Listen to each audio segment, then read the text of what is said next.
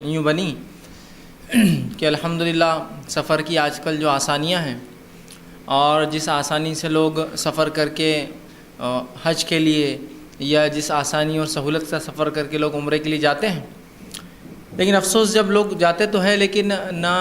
جس گھر کی زیارت کے لیے جا رہے ہیں اس کا کوئی علم حاصل کرتے ہیں، نہ وہ عمل جو عمرہ جسے کہا جاتا ہے یا جسے حج کہا جاتا ہے اس کی کوئی مخصوص تیاریاں ہوتی ہیں،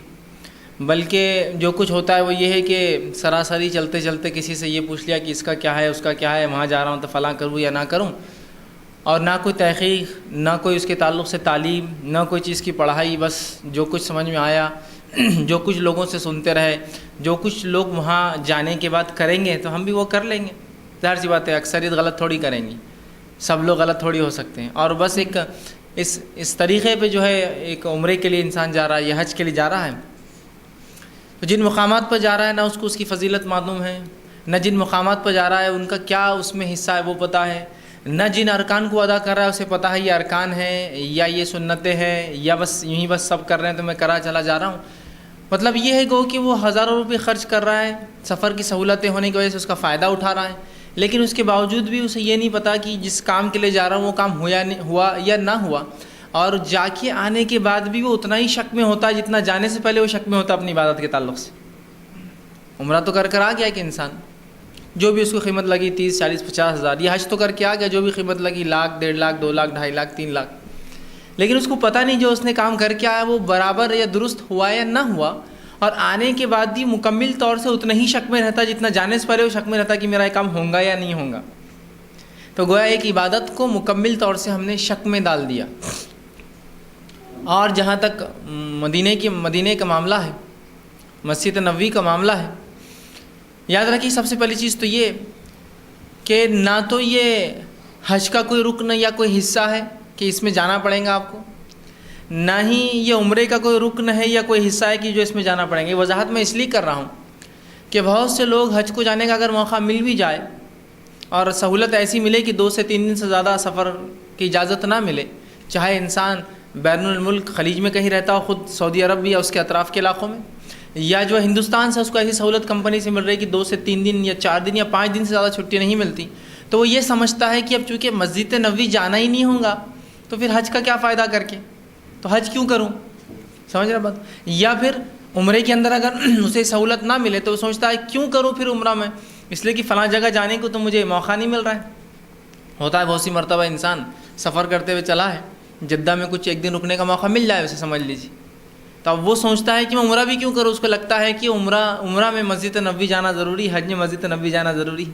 حالانکہ وہ اگر جدہ ہے تو اتر وہاں سے نکلے احرام باندھے، جا کر 1 دن کیا 3 گھنٹے 2 گھنٹے کے اندر عمرہ ہو جاتا ہے، جا کے نہیں کرتا ہے۔ تو گویا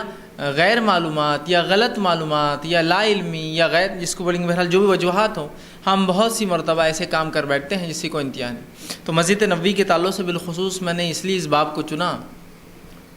اور اس لیے اس کا جو ہے اس کا انتخاب کیا کہ اس کی فضیلت کیا ہے انشاءاللہ یہ بھی سامنے آ جائیں گی، اور جو غلط فہمیاں اس کے تعلق سے ہمیں رکھی ہے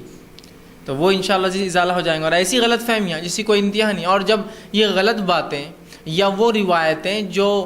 سند کے اعتبار سے ضعیف یا موضوع ہے، بہت زیادہ مطلب ضعیف یا جو ہے موضوع ہے، ان روایتوں کو جب لوگ بیان کر دیتے ہیں تو آپ کو بھی لگتا ہے سفر اس کے بغیر ہو ہی نہیں سکتا۔ جیسا کہ ایک روایت بیان کی جاتی ہے کہ جو کوئی حج کے لیے آئے اور میری جو ہے مسجد کی زیارت نہ کرے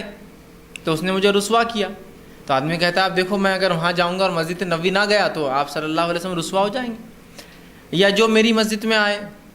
اور پھر وہاں 40 نمازیں ایک ساتھ پڑھے تو اللہ اس کو نفاق سے اور فلاں چیزوں سے بری کر دیتا ہے۔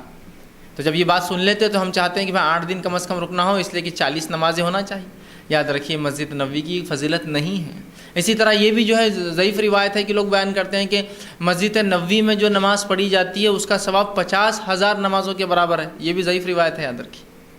اس کی فضیلت ہے لیکن یہ نہیں ہے 50,000 والی، جیسا کہ مسجد حرام کی 1 لاکھ ہے، مسجد نبوی کی جو ہے 50,000، یہ ضعیف روایت ہے، جبکہ مسجد نبوی کے تعلق جو صحیح روایت ہے وہ ہے 1000 نمازیں، 1000 نمازوں کے برابر ہے، مطلب جو عام مسجدوں میں پڑھی جائے۔ مسجد حرام کے اندر 1 لاکھ نمازیں اور مسجد اقصیٰ کے اندر 500، سمجھ رہا ہے بات کو؟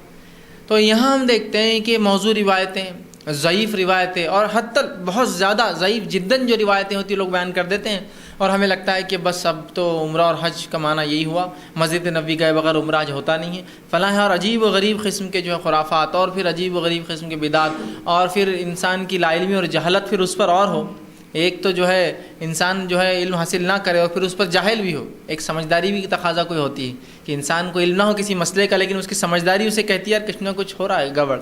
تو ایک تو انسان پہلے سے جو ہے جاہل ہو اور اس پر سمجھداری نہ ہو، علم نہ ہو، تو پھر کیا ہوتا ہے دوبالا ہو جاتا ہے، اور ایسی ایسی حرکتیں، ایسے ایسے کام، ایسی ایسی باتیں، ایسے ایسے کام، مطلب عجیب و غریب حرکتیں جس کو نہ اللہ کی کتاب نے حکم دیا، نہ نبی اکرم صلی اللہ علیہ وسلم کی سنت نے حکم دیا، اور حالانکہ اللہ نے اتنا مال دیا کہ وہ عمرہ جا رہا ہے، حج جا رہا ہے، اور اسے اس بنیادی چیز کا اگر پتہ نہ ہو، جس کے لیے اگر وہ کتاب و سنت کے مطابق لکھی گئی کتابوں کا مطالعہ کریں، تو میں سمجھتا ہوں 50 60 100 روپے کی کتابیں آتی ہیں بمشکل، حج عمرے کے مسائل، چاہے اقبال کیلانی صاحب کی لیجیے یا علامہ ناصر الالبانی کی لیجیے یا شیخ بن باز کی لیجیے،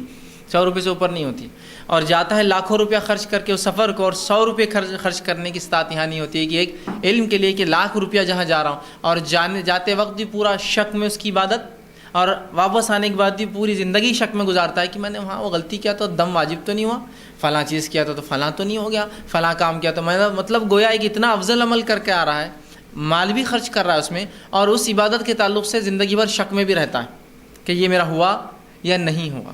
تو کیوں نہ ایسا ہم کر لیں کہ جب ہم ایک سفر پر نکلیں، اتنا پیسہ خرچ کر رہے ہیں، حج کے لیے جا رہے ہیں، عمرے کے لیے جا رہے ہیں، تو کچھ کتاب و سنت سے ماخوذ جو کتابیں ہوتی ہیں یا صحیح اس کا کیا علم ہے اس کا مطالعہ کر لیں، اس کے مطالعہ کرنے کے بعد اس سفر کو ہم طے کریں، نہ کہ یہ کہ آپ نے طے کر لیا کہ بھائی حج کو جانا ہے اور 2 دن پہلے آپ ڈھونڈ رہے ہیں کہ اب کیا کروں، کوئی کہہ دیتا بھائی جاؤ جو جیسا کر رہے سب کرتے رہو، سب غلط نہیں ہو سکتے، اور بس میں چلا گیا، سب جیسا کر رہے کر کے آ گیا، پھر اگلی بار بولتا ہوں نہیں اب کی جا کے صحیح کر کے آؤں گا، اس لیے کہ پچھلی بار بہت غلطیاں ہو گئی، یہ نہیں ہوتا، یاد رکھیں۔ تو کیوں نہ پہلے ہی ان تمام چیزوں کی عمرہ ہے، حج ہے، اتنے افضل عبادت ہے، تیاری کریں۔ تو اسی زمانے میں نے یہ مناسب سمجھا کہ میں مسجد نبوی اور مدینہ کے تعلق سے کچھ باتیں آپ کے سامنے رکھوں، لیکن اس سے پہلے کہ میں ابتدا کروں اس کی